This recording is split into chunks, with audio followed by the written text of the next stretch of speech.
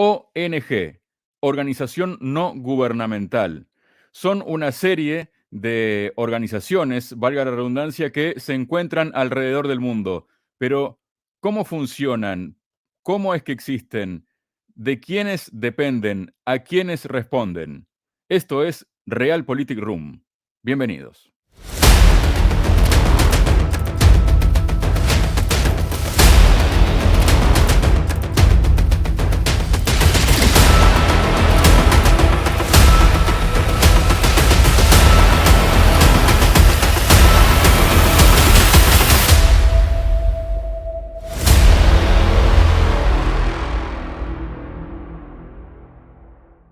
Hola, bienvenidos. Tal como anticipábamos en la presentación del programa de hoy, vamos a hablar sobre las ONG u organizaciones no gubernamentales. Para ello estamos junto al analista internacional, analista además de geopolítica, Cristian Lamesa. Cristian, bienvenido a Realpolitik Room. ¿Cómo estás?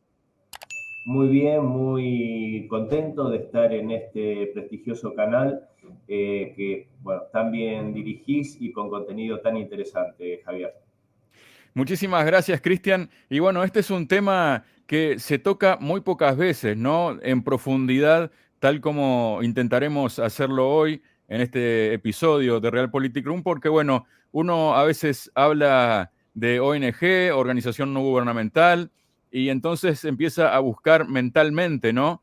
¿Cuáles son qué ejemplos hay de ONG? Por ejemplo, tenemos Greenpeace, tenemos Médicos Sin Fronteras, tenemos UNICEF, tenemos Open Arms, ¿no? Por decir algunas muy conocidas, y de acuerdo a la ONU, ¿no? Si uno entra, por ejemplo, en la página web de la ONU, donde bajo el rótulo La ONU y la sociedad civil se puede encontrar un texto que dice que la ONU es consciente de la importancia de tener a la sociedad civil como socia para impulsar avances en los ideales de la organización y supone una ayuda en sus labores, ya que es el tercer sector de la sociedad junto con el gobierno y las empresas. Y dice, a continuación se incluyen varios sitios web de interés para los miembros de la sociedad civil. Las organizaciones no gubernamentales pueden colaborar con la ONU de dos maneras, como entidades consultivas o como entidades acreditadas ante el Departamento de Comunicación Global. Es lo que podemos ver en la página oficial de Naciones Unidas. Pero, ¿qué es una ONG, Cristian, para empezar? Bueno, las ONGs generalmente, como vos muy dijiste, el anunciado de las Naciones Unidas, generalmente los enunciados que explican sus funciones, sus finalidades, su misión, están cubiertas de enunciados muy pomposos y muy loables en la mayoría de sus casos, si no en todos. Ahora, lo interesante siempre en estos casos es, por lo menos a mi modo de ver, tratar de bucear en cuál es, por ejemplo, el financiamiento que tienen estas organizaciones y qué representan. Cuando se habla del tercer sector, muchas veces estas organizaciones, y por ahí en esto voy a apuntar más a lo que tiene que ver con las organizaciones que directamente o de una forma elíptica tienen una misión política en cuanto a su desempeño. En este caso, vamos, por ejemplo, a las de derechos humanos, como Human Rights Watch o Amnistía Internacional.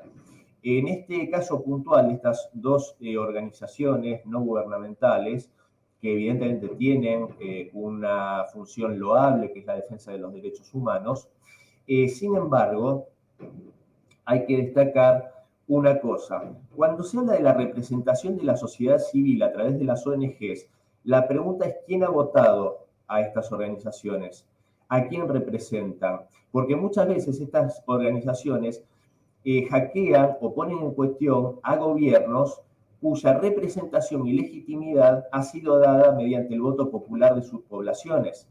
Entonces, nos vemos en la situación en la cual una organización cuya financiación es opaca por lo menos y cuyos directivos, ya nos vamos a profundizar en esto si vos querés, Javier, sus directivos son elegidos de formas bastante opacas también. Entonces, ¿qué grado de representatividad real se les puede otorgar de parte de la sociedad civil, como se enuncia. Para que vos, y con esto cierro, hay una ONG, curiosamente, israelí, que se llama Making NGOs Accountable, hacer que las ONGs rindan cuentas. Esta organización, esta ONG, tiene sede en Jerusalén y hizo un estudio muy interesante respecto de estas dos ONGs que acabo de nombrar, Human Rights Watch y Amnistía Internacional, las cuales dicen que no reciben aportes de gobiernos y de países. Sin embargo, mediante estos estudios que ha hecho esta ONG, se desprende que reciben a través de, porque este es el tema con estas organizaciones, hay una especie de sistema de matrioshkas, como estas muñecas rusas que van una dentro de la otra, en las cuales reciben financiamiento de organizaciones como puede ser la Open Society de George Soros, que es una organización que es de una fundación privada. Sin embargo, esas organizaciones a su vez están financiadas por ejemplo, la National Enforcement for Democracy, la NED, o la USAID, o directamente el Departamento de Estado de los Estados Unidos. Hay un caso muy particular que es la Avina Americas, que es una ONG suiza que financia a otras organizaciones como el Centro de Estudios Legales y Sociales de mi país, de la Argentina, y esto no revestiría ningún problema si no fuera que esta organización Avina Americas recibe también financiación de la National Endowment for Democracy, la NED, que esta ONG norteamericana depende directamente del Departamento de Estado de los Estados Unidos. También de la oficina brasilera de la USAID. La USAID es otra ONG del gobierno norteamericano que tiene una larga historia en desestabilización de gobiernos a lo largo del planeta, especialmente Latinoamérica. Y aparte de la Open Society, como dije antes. Entonces, estas organizaciones que se revisten de un halo de pulcritud y de santidad, en realidad están recibiendo financiamiento de gobiernos extranjeros, en este caso del gobierno norteamericano, a través de estas subsidiarias. También esto es curioso, que una ONG que recibe para su funcionamiento contribuciones, a su vez contribuya con otras. Es un sistema de desvío de capitales. Y esto podría demostrar cómo estas organizaciones muchas veces denuncian supuestas violaciones de derechos humanos en países que curiosamente son contrarios a los intereses de Washington, de Londres y de Bruselas, y callan las violaciones de derechos humanos que sí realizan estos gobiernos u otros gobiernos afines. Claro, porque es muy interesante lo que acaba de decir Cristian, ¿no? Porque ¿cómo puede ser algo que no es gubernamental recibir dinero de un gobierno o de varios gobiernos, ¿no? Ahí como que ese relato no casa mucho, ¿no? Y bueno, has mencionado a la USAID que hay muchos ejemplos, ¿no? Por ejemplo, aquella famosa entrega humanitaria que iba a hacer la USAID a través de Colombia a Venezuela, que, bueno, a raíz de eso se cortó aquel paso entre estos dos países, aquel puente, porque el gobierno venezolano acusaba que podrían ingresar armas al país a través de esas ayudas humanitarias, ¿no? Y esto es como en esa máxima que hay en las investigaciones policiales, ¿no? Seguir la pista del dinero, ¿no? Exactamente, eso es justamente lo fundamental. Y mira, lo que vos comentabas de la USAID y este nexo con la desestabilización que se intentó en Venezuela. Yo acá voy a traer, porque son estos, digamos que serían las matrioscas principales, ¿no? La NED, la USAID y la Open Society de George Soros. La organización de Soros, desde antes de la caída de la Unión Soviética, fue inaugurando fundaciones en los antiguos, en los países que eran de la órbita soviética, especialmente en Polonia, Checoslovaquia, donde financió las organizaciones como el Sindicato Solidaridad, recordaremos, fue un poco lo que empezó con la desestabilización que condujo finalmente a la caída del bloque soviético, esta organización, este sindicato llevado adelante por Lech Walesa, y estas tres organizaciones trabajaron mancomunadamente en la desestabilización del país soviético. Y esto junto con la Freedom House y el Instituto Albert Einstein. Que esto también es una revisión que también históricamente yo creo que se ha hecho con los años en la Rusia actual sobre cómo también la jerarquía soviética permitió la infiltración de estas organizaciones que terminaron desde adentro corroyendo los cimientos del país. Pero quiero ir a algo que me parece muy interesante, porque George Soros se vanaglorió durante décadas de haber llevado adelante estas acciones, inclusive de forma especial en Georgia y en Ucrania. Recordemos lo que pasó con el presidente Mikhail Saakashvili cuando inicia una guerra contra la población civil de Osetia del Sur, ¿no? Que tuvo que ser socorrida por Rusia, esto en 2008. También recordemos lo que pasó en Ucrania con la Revolución de Colores, que le arrebata la elección que había ganado Viktor Yanukovych en 2004, si no me equivoco. Y en 2010, cuando es imposible quitarle la presidencia y gana nuevamente Yanukovych, pero en este caso asume, y en 2014 se genera el golpe de Estado, el famoso Euromaidán. Y respecto a esto, en una entrevista, porque esto está documentado, en una entrevista que le hace el periodista Fareed Zakaria en la CNN a George Soros, esta entrevista es del 25 de mayo de 2014, recordemos que para esta fecha, para ese 25 de mayo de 2014, ya se había derrocado el gobierno de Viktor Yanukovych, se había hecho el Euromaidán, esas revueltas generadas, financiadas por la Unión Europea y por Estados Unidos y por estas ONG que causaron cientos de muertos. Ya se había iniciado a raíz de esto la guerra civil contra la población del Donbass, que se resistía a ser subyugada por estos grupos neonazis que arrebataron el poder en Kiev. Y ya se había hecho la masacre de la Casa de los Sindicatos el 2 de mayo de ese mismo año, donde se quemaron vivas a más de 50 personas. Ante todo este escenario, George Soros en esta entrevista a la CNN dijo que él se sentía orgulloso del gran protagonismo que habían tenido sus ONGs en la situación actual en Ucrania. O sea, como se dice en el medio jurídico, a confesión de parte, relevo de pruebas.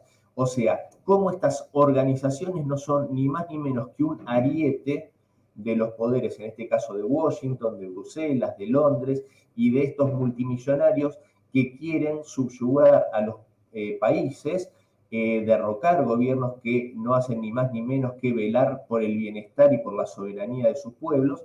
Entonces son realmente herramientas políticas que empezaron a suplir de algún modo lo que antes hacía el Departamento de Estado a través de lisa y llanamente golpes de Estado clásicos, duros, a través del ejército.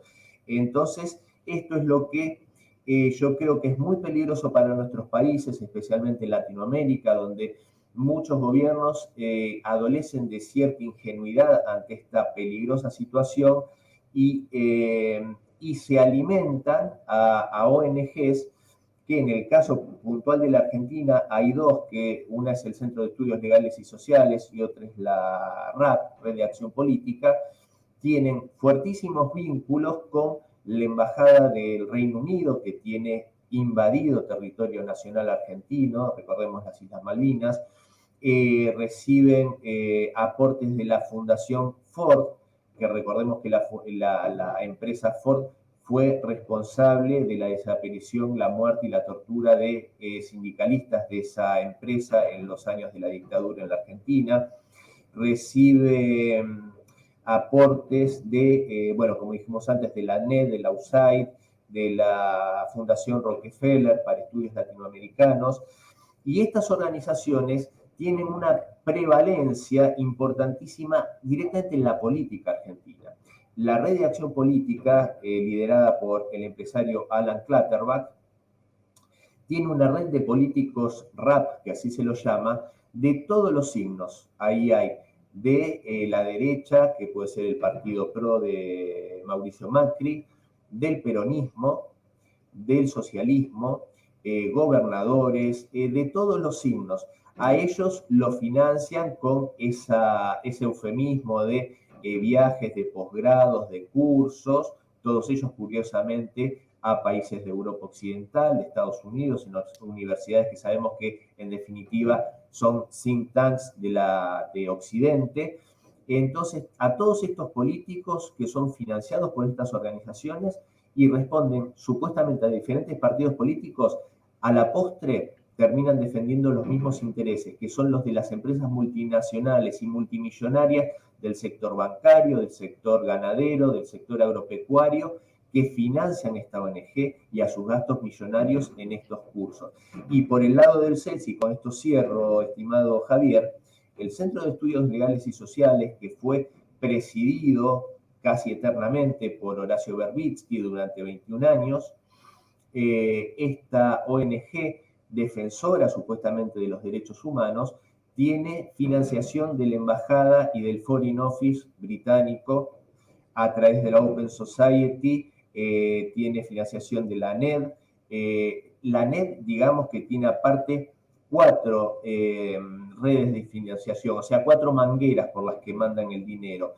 Una depende del Partido Demócrata de Estados Unidos, otra del Partido Republicano, otro hacia sindicatos de todo el mundo a través de la Organización Sindical de Estados Unidos y otra a través de la Cámara de Comercio Norteamericana a empresas privadas.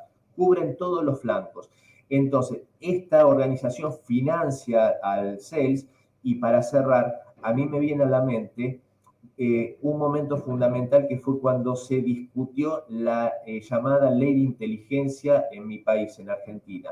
Y uno de los principales consejeros y redactores de la misma, a quien le pidieron asesoramiento y consejo, fue Horacio Verbitsky, alguien financiado por potencias extranjeras, una de ellas invasora del territorio nacional.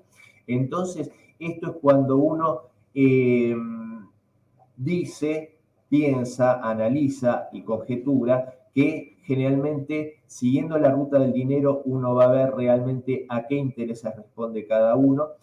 Y esto después, si vos querés, podemos profundizar en el remedio o la forma de conjurar este peligro, que fue lo que hizo Rusia y lo que hicieron otros países, y por eso mismo también fueron demonizados. Aprovecho justamente, has dicho nuevamente cosas muy interesantes, Cristian, y que van quedando, ¿no?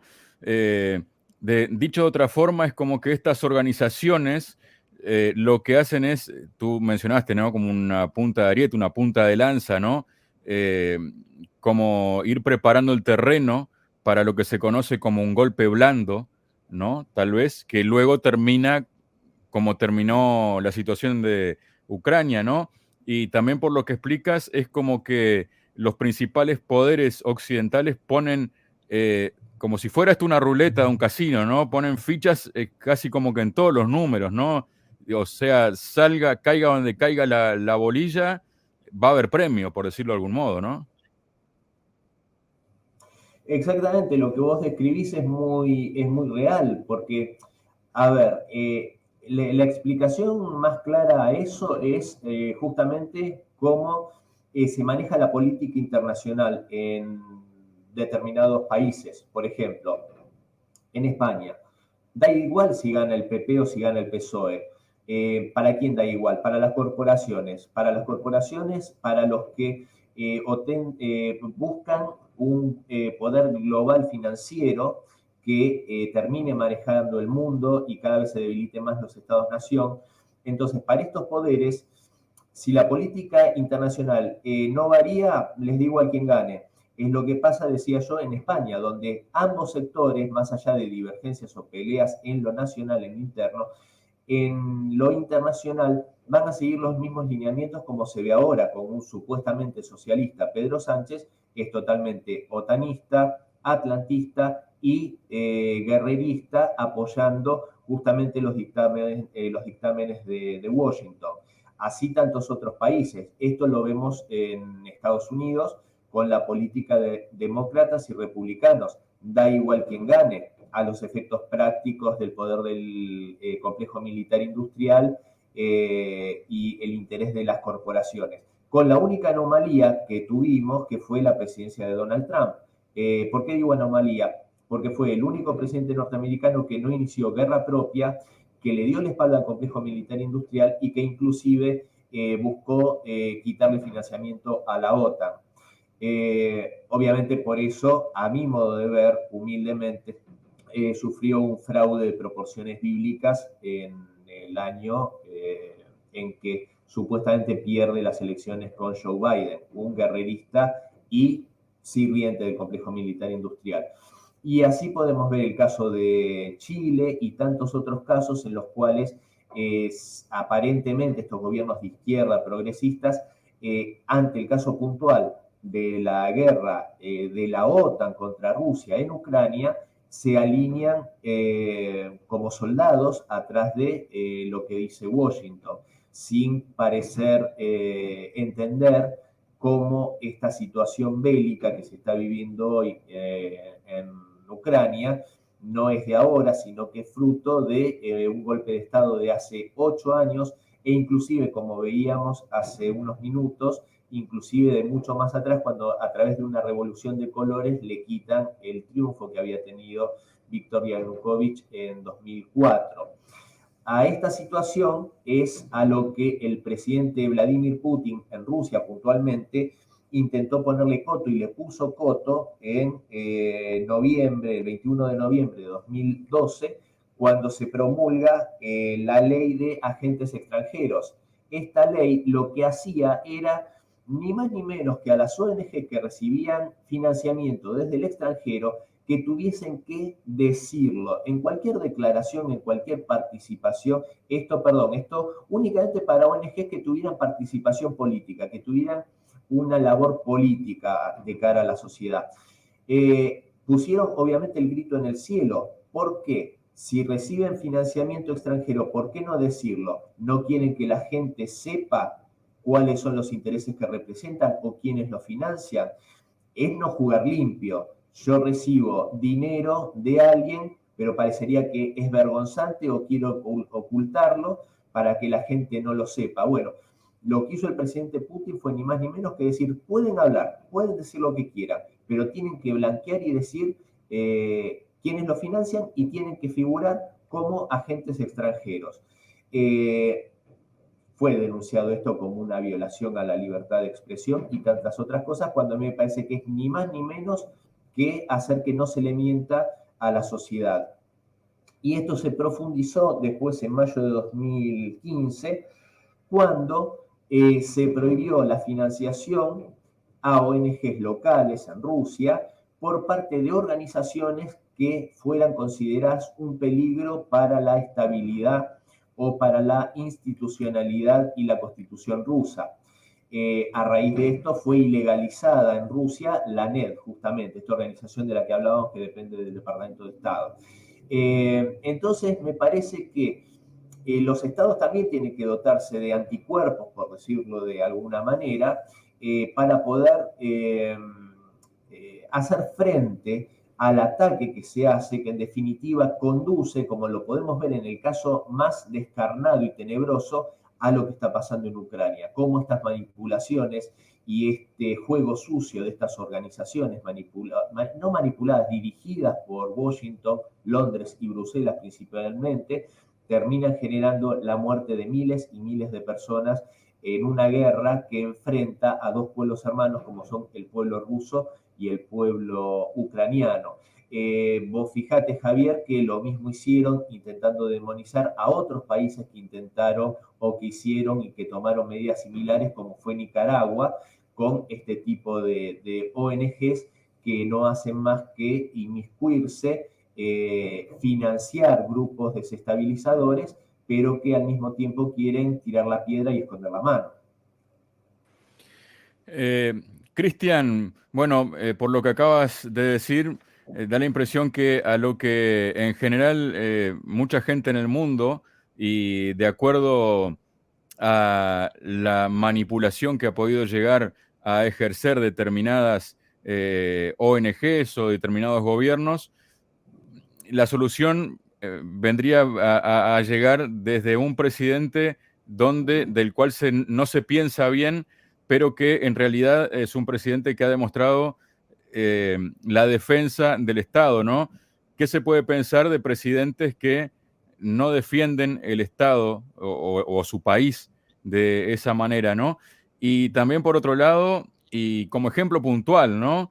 Luego de la destrucción del Nord Stream 1, Nord Stream 2, que eso ya definitivamente hace como que Europa sí o sí tenga que importar petróleo, gas natural licuado desde Estados Unidos, ya no aparece nadie de Greenpeace, por ejemplo, preocupándose de la contaminación que pueden significar los barcos metaneros que trasladan ese petróleo, que es extraído además del fracking, ¿no? De la fracción hidráulica, para ser llevado a otros precios, como se quejan ahora presidentes como por ejemplo Macron en Francia, o también se quejan en Alemania por los precios, y Greenpeace no está haciendo ninguna tarea en este momento, ¿no?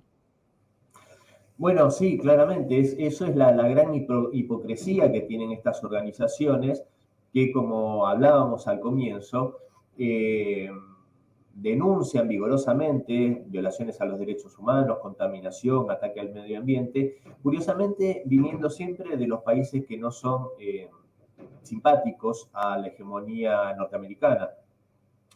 Sí, como vos bien decías, es un método de extracción sumamente contaminante, el fracking, pero bueno, obviamente ahí pesa mucho más los millones, los cientos de millones de dólares que reciben estas organizaciones al año para ser justamente los portavoces de esto. Yo los otros días decía en un reportaje que seguramente en poco tiempo vamos a empezar a ver una ola democratizadora y de libertad en Arabia Saudita contra ese régimen despiadado.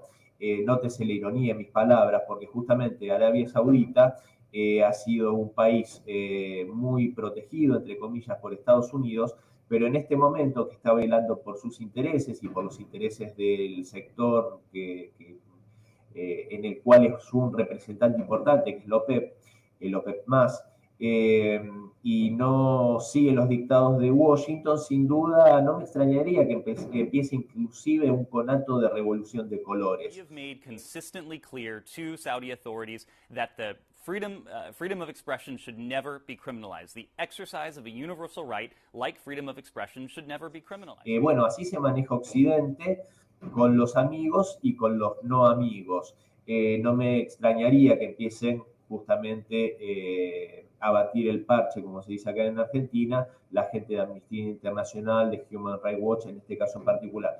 Y lo que vos decías antes respecto a este presidente, en este caso puntual a Vladimir Putin, que es tan demonizado por estas latitudes, y justamente es un presidente que cuenta, y esto yo te lo puedo decir con conocimiento de causa porque he estado en Rusia varias veces y la última vez estuve más de 3 meses viviendo allá, y es un presidente que yo en Occidente no hay ningún caso, ni siquiera que se pueda arrimar a la popularidad que tiene Vladimir Putin y al amor con el que cuenta por parte de su pueblo, una aprobación de más del 80-85%, y es un presidente querido por su pueblo porque su pueblo entiende que lo sacó de una situación que era literalmente un infierno, que fue lo que se vivió durante los 90 en Rusia, que fue un país que de ser una de las dos grandes potencias mundiales cayó en una cosa,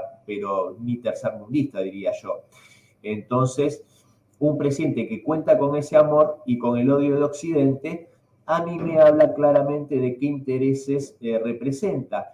Y un espejo a esto, si me permitís extenderme 30 segundos más, sería Mikhail Gorbachev, que a su fallecimiento este mismo año, realmente en Rusia fue algo que se ignoró bastante porque es una persona muy poco querida en Rusia, dado todo el desastre geopolítico y el dolor que causó cuando fue la destrucción de la Unión Soviética, y paradójicamente muy amado en Occidente y muy recordado con palabras conmovedoras, dicha por líderes europeos que están haciendo gala de una rusofobia espantosa en este momento, alentando el ataque a ciudadanos rusos en Europa, y que se deshacían en halagos y en palabras amorosas para con la memoria de Mikhail Gorbachev.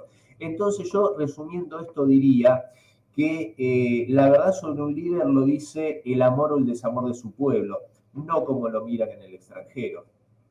Cristian, muchísimas gracias por tu participación este día en Realpolitik Room.